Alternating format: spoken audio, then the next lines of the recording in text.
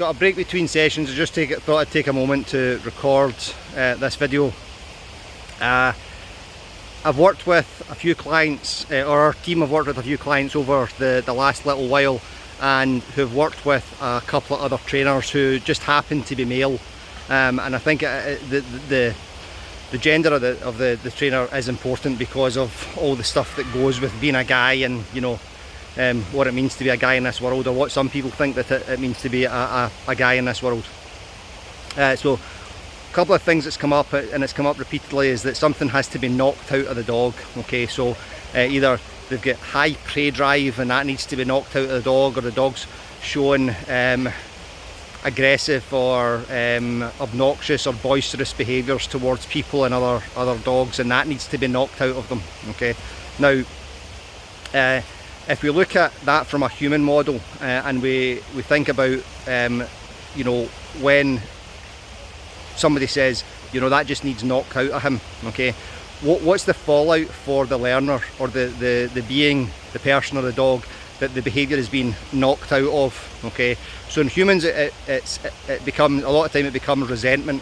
Okay, so the person then resents the authority figure who is knocking that behaviour out of them. Okay, and a lot of the time it's literally knocking the behaviour out of them using, you know, hitting or harsh corrections or stuff like that. Okay, so that that adversity, or those the results of those aversive stimuli on the being rather than the behaviour have to go somewhere, and they either get externalised or they become internalised. So if they become internalised, and it's exactly the same as with us, then it leads to illness.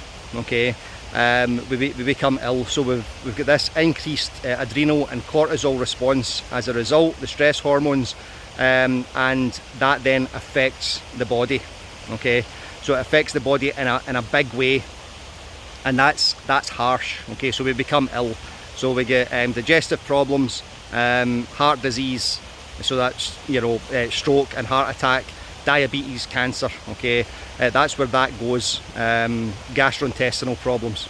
All right, so you know yourself, if you're under chronic stress, the havoc that wreaks with your digestive system. Okay, and then your body adapts to that, and then you have to change your diet and a whole bunch of stuff, which you actually just need to change your environment so that you're not stressed. Okay, so that's the thing that gets internalized, and that happens very often with dogs because we have genetically selected the dogs that internalize that. So the dogs that take that response, that take that punishment, okay, and don't externalize it.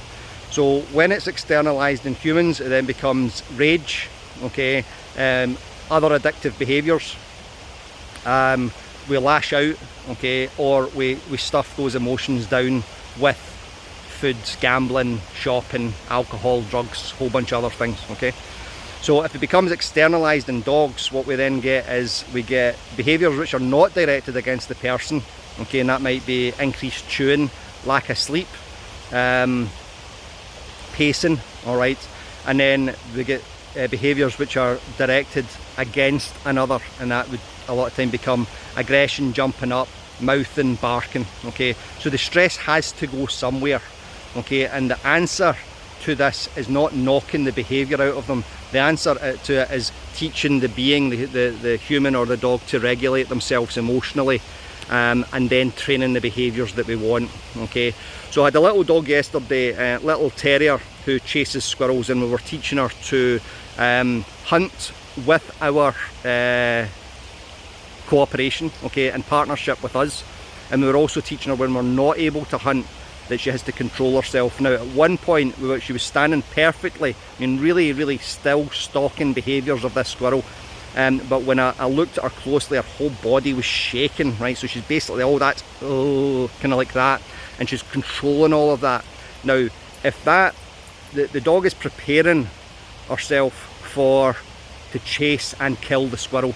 Okay, so that's what that looks like.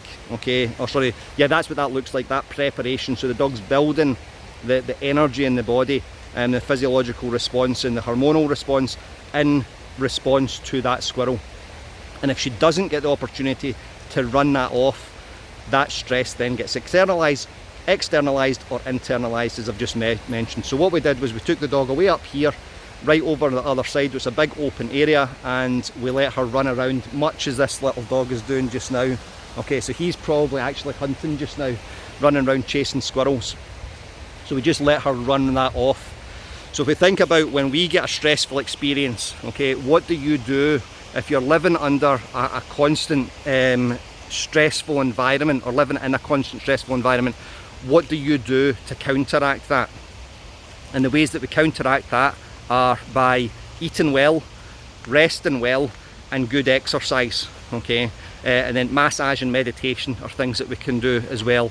And we can, without the meditation, I've not worked out yet how we get a dog to meditate, and that's a joke, okay? But we can certainly do massage with the dog and get the dog breathing well and mirroring our breathing, okay?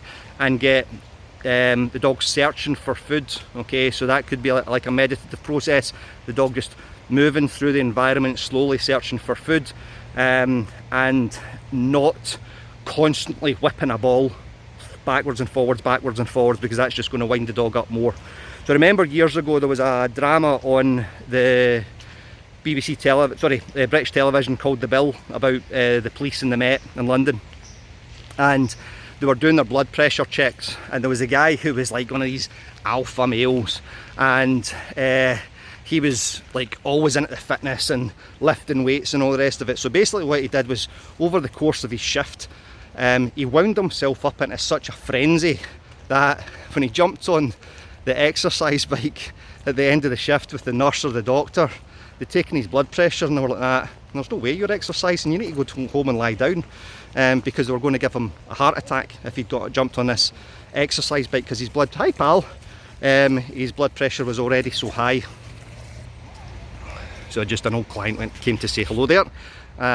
See him coming down the hill, there he is. The dog, not the person. Okay, so looking at all these things, when your dog does have a stressful experience, what are we doing to counteract it, and what are we actively doing to counteract it? And then if we have a stressful experience, what are we actively doing to counteract it without it being smoking, caffeine, mindlessly watching television and so on? Okay, so what are we doing in order to fill that cup again? Okay, so just some thoughts. Let me know what you think about it. I'm doing some work with on Facebook. You get the top fan badge, okay, if you interact with my posts, and I'm going to be doing kind of exclusive offers for top fans. So it'll be discounts on courses and things like that. So if you're interested, the way to become a top fan is to engage, okay? So if you like this, please comment and share. Comments and shares always gets this information out to people. So thanks very much for watching, and I'll catch you next time.